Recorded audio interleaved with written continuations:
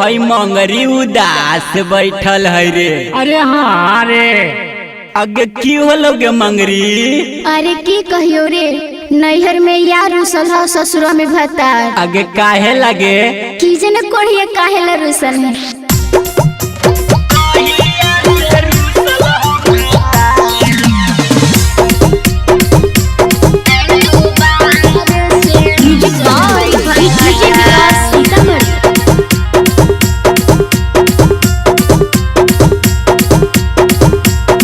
Shivangi recording studio Rajgir. कहिया से रूसल हो नई हर के यार आगे छौरी। कहिया से रूसल हो नई हर के यार आगे छौरी, नई हर के यार आगे छौरी। कहिया से रूसल हो भातार आगे छौरी। कहिया से रूसल हो भातार आगे छौरी। मंगल बुध से रूसल होय नैहर के यार रे छोड़ा। मंगल बुध से रूसल होय नैहर के यार रे छोड़ा।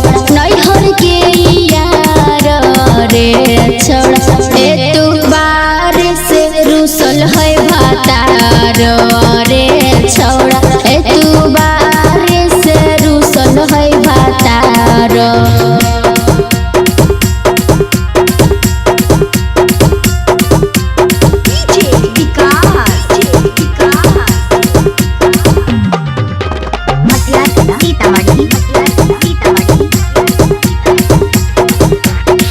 काहे लगी रूसल हो नई हर के यार गे? कवन गलतिया कारण रूसल हो भातार गे? कइले हाले फोन की समांगो हाले यार रे। नैहर के गलती कारण रूसल होय भातार रे। के करा पर करी हम सब खसिंगार रे छोड़ा। सोरा हो सिंगार रे छोड़ा। ए तू बार से रूसल होय भातार रे छोड़ा। ए तू बार से रूसल होय भातार।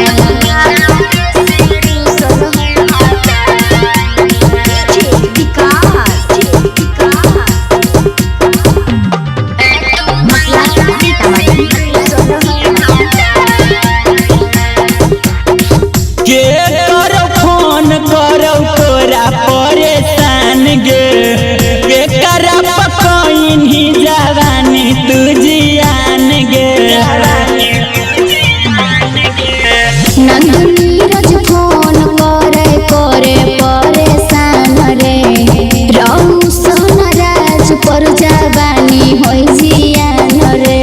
ससुरा में रूसल हो गए राजा जी हमार रे छोड़ा। राजा जी हमार रे छोड़ा।